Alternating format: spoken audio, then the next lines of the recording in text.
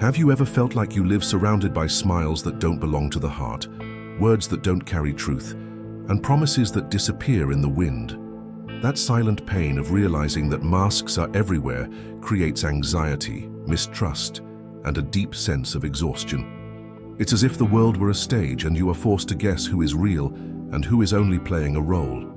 Stoicism, however, shows us a different path, one of clarity, firmness, and inner freedom, no matter how false the world may appear. And that is exactly what we will reflect on today.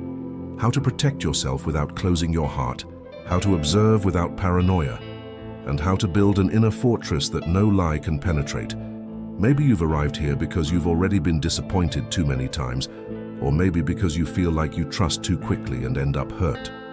If this message found you now, it's because it is the right moment. Stay with me until the end, because what you'll learn today can change the way you face people, and, most importantly, the way you protect your own soul. Have you noticed how some people wear the perfect mask to gain your trust? They say what you want to hear, they reflect your gestures, they act as if they were just like you. But behind it all, there is no truth, only interest. Stoicism warns, blind trust in appearances is the beginning of suffering. Marcus Aurelius once said we must look beyond what is shown, because the superficial gaze is always deceived. The naive heart expects others to act with the same sincerity it carries. But Epictetus reminded us, do not expect honesty from those who do not demand it of themselves. The false will always look for an advantage, and the more vulnerable you appear, the easier it becomes for them to control your emotions. It's not about living in fear, but about living with open eyes. In practice, this means watching actions more than words. Someone may promise eternal loyalty, but disappears when you need them. Another may say they support you, but their behavior in small matters already reveals their truth. The wise are not dazzled by promises, because they know the essence of someone always emerges in the details. Seneca affirmed that prudence is the fruit of experience. Each disappointment is not only pain, but also teaching. The mistake is not learning, repeating the same misplaced trust as if nothing had happened. The true Stoic transforms every wound into armor, instead of letting it fester as weakness. The point is simple. Do not isolate yourself, but do not hand over your trust so easily. Trust is too precious to be scattered as if it were worthless. When you understand this, you no longer live paranoid but balanced, listening calmly, observing patiently, and acting wisely. That is how you build an inner fortress that no betrayal can destroy. Comment here, I observe more than I believe in words. This may be the first step to a new way of facing the world. Have you noticed how some people speak one way when they're with you, and another completely different way when you're not around? This is the illusion of double speech, the ability to mold themselves to the convenience of the moment, like a chameleon that never reveals its true color. Stoicism teaches that those who live behind masks are constantly at war with themselves because they lack a stable center. Without coherence, there can be no trust. Marcus Aurelius reminded us that virtue reveals itself in constancy, not in forced adaptation. When someone behaves one way in one circle and another way in a different circle, understand, this person is not free, they are enslaved by opinion. And the slavery of opinion leads to emptiness, because their value doesn't come from within, but from the desperate need to please everyone. Trusting someone like that is like leaning on a pillar of sand. In daily life, double speech is revealed in subtle ways. The colleague who flatters you to your face but criticizes you behind your back. The friend who promises support but spreads your weaknesses to others. The relative who praises you in public but belittles you in private. Each contradiction is a warning sign. The wise don't ignore these signs, they read them as maps showing the ground they walk on. Epictetus advised, don't value what is said, but what is lived.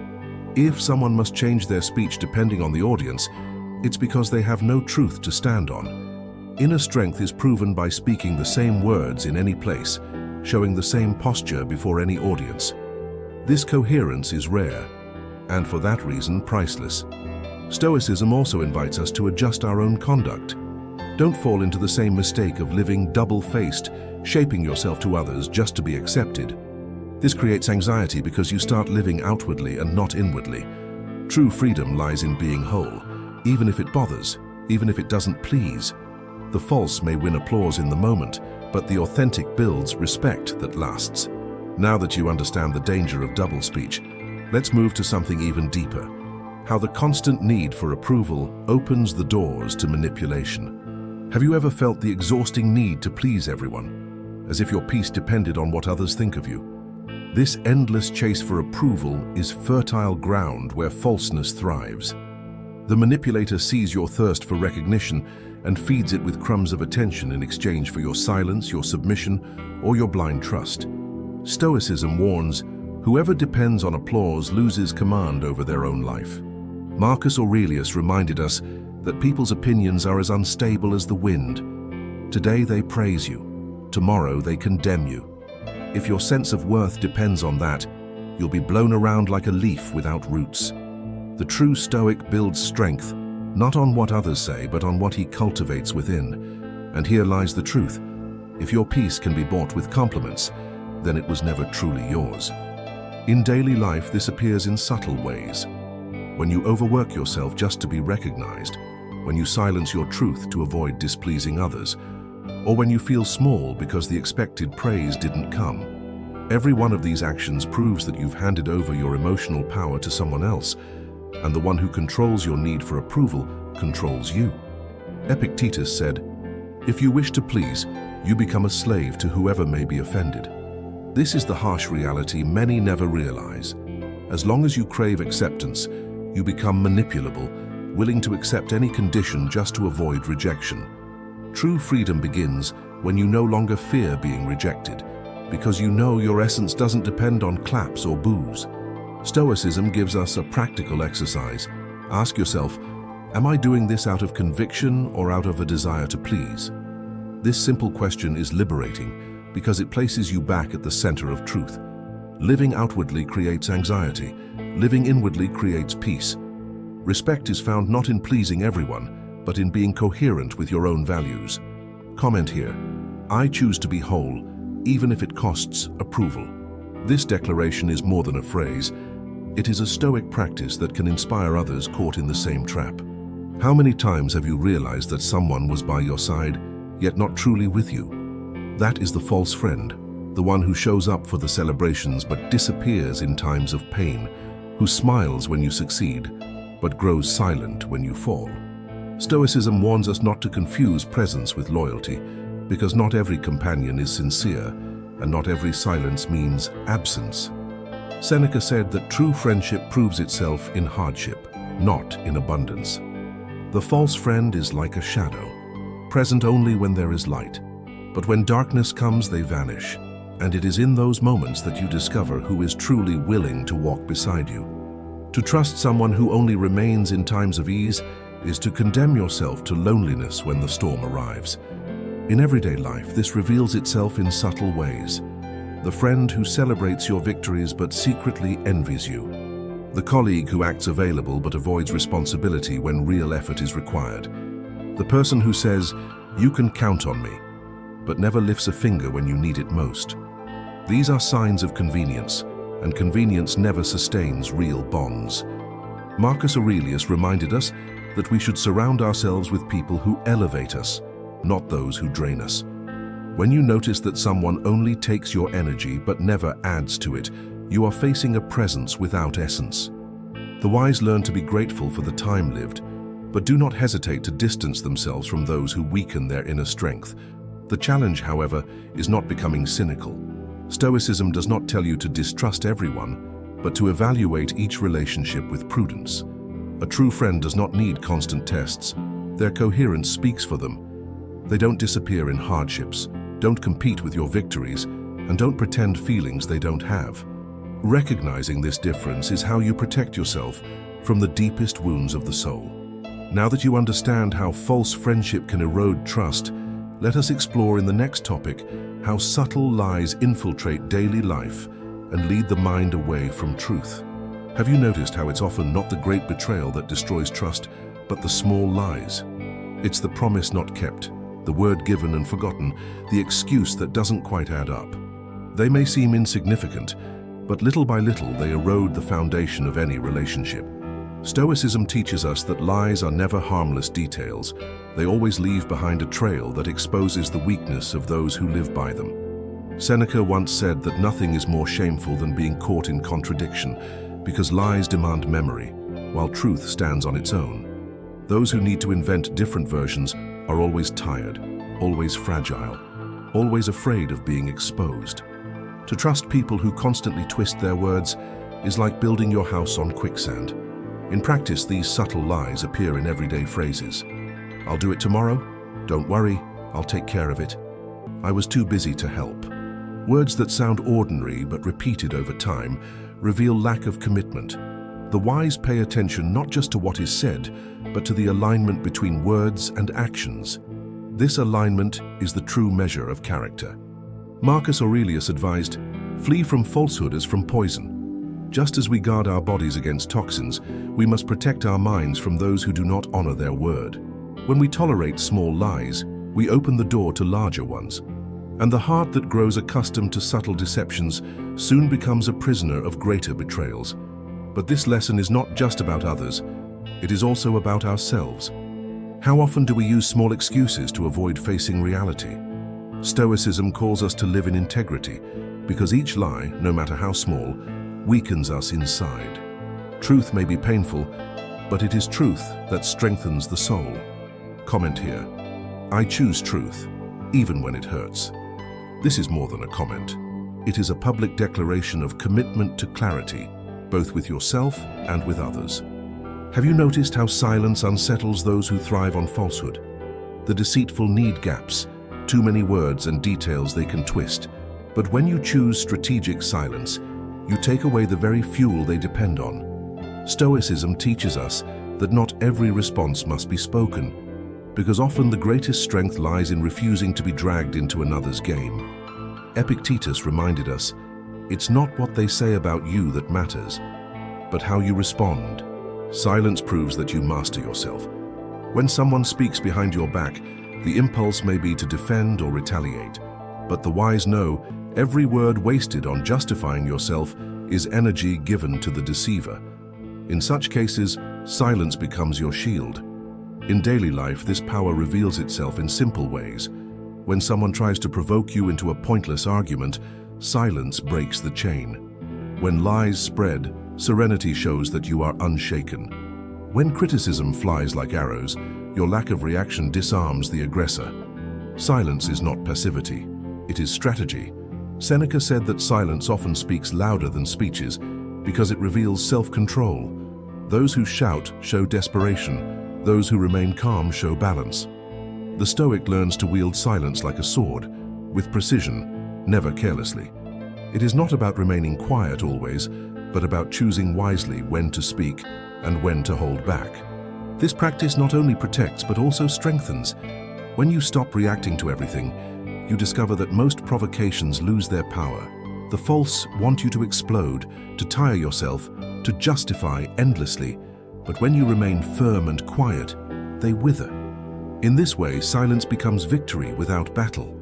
Now that you understand the strength of silence, let's move to something even greater: how to transform every disappointment into growth instead of wounds. Every disappointment may feel like a heavy blow to the soul, but for the Stoic, it is also an opportunity to grow stronger. When someone reveals their falsehood, the initial pain can be crushing, yet if you face it as a lesson, it becomes a shield. Seneca said that nothing benefits the spirit more than adversity, for it sharpens our vigilance and hardens our resilience. Marcus Aurelius reminded us that while we cannot control the actions of others, we can always choose our response. The false will eventually show their face, but the wise response is not rage, it is understanding. Just as fire tests gold, falsehood tests my inner strength. This shift in perspective changes how you carry pain. In daily life, each disappointment can become a silent teacher. The friend who betrayed shows you to choose your circle more carefully. The co-worker who lied reveals that actions must weigh more than words. The relative who criticized behind your back teaches that not every blood tie is a bond of loyalty. Each wound in this sense is a hidden lesson. Epictetus taught that no one can wound your mind without your permission. Betrayal hurts, yes, but it does not define who you are. The real power lies in not carrying resentment, but wisdom, to turn every fall into a step forward, every wound into a reminder of who deserves and who does not deserve to stay in your life. This transformation requires practice. Instead of asking, why me? The wise ask, what is this for? That simple shift reframes pain and places it in service of your growth. Falsehood loses its power the moment you turn it into fuel for your own resilience. Comment here, I turn disappointments into strength. This declaration not only affirms your choice, but can also inspire others who are carrying their own hidden wounds. The world may be full of falsehood, but you don't have to be its prisoner. Stoicism teaches that true protection does not lie in distrusting everyone, but in building within yourself a fortress that no one can tear down. Marcus Aurelius said that whoever finds within themselves all they need is truly free. This does not mean isolating yourself, but learning not to depend on others' loyalty to keep your peace. When you cultivate emotional self-sufficiency, the masks of others no longer shake you. You see the false smile and are not deceived. You hear the double speech and are not surprised. You watch the manipulator try to charm with words, and you do not fall into their trap. Power lies in knowing that no matter how others act, you remain whole. In practice, this is revealed through confidence in your own choices. You don't need everyone's approval to keep going. You don't depend on anyone's validation to stay firm, and you don't bow to criticism to preserve your balance. This inner fortress is invisible, yet it shows itself in how you face storms, with calm, with clarity, and with courage. Epictetus said that freedom is not doing whatever you want, but not being a slave to circumstances. When you learn to be enough for yourself, the false lose their power to manipulate you. They have nothing to give or take away that could affect your essence. You discover that peace does not come from external behavior, but from inner mastery. The wise person then does not live bitter or paranoid. They know the world is full of masks, but choose not to wage war against it constantly. Their energy is invested in growing, not in watching, in being whole, not in distrusting. Self-sufficiency is not a wall, it is a fortress, open to the genuine, impenetrable to the false.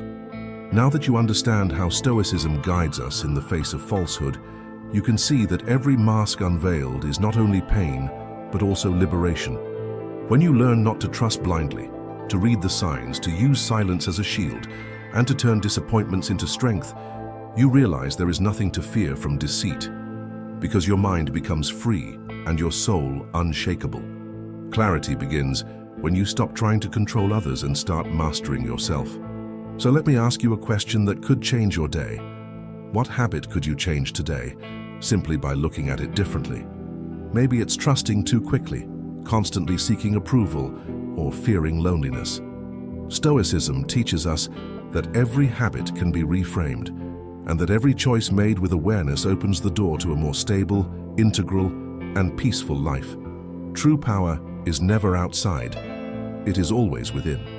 If this message resonated with you, subscribe to the channel and share this video with someone who needs it. Here, you will always find tools for clarity, self-mastery, and emotional wisdom. And remember, if this helped you today, imagine what's coming next.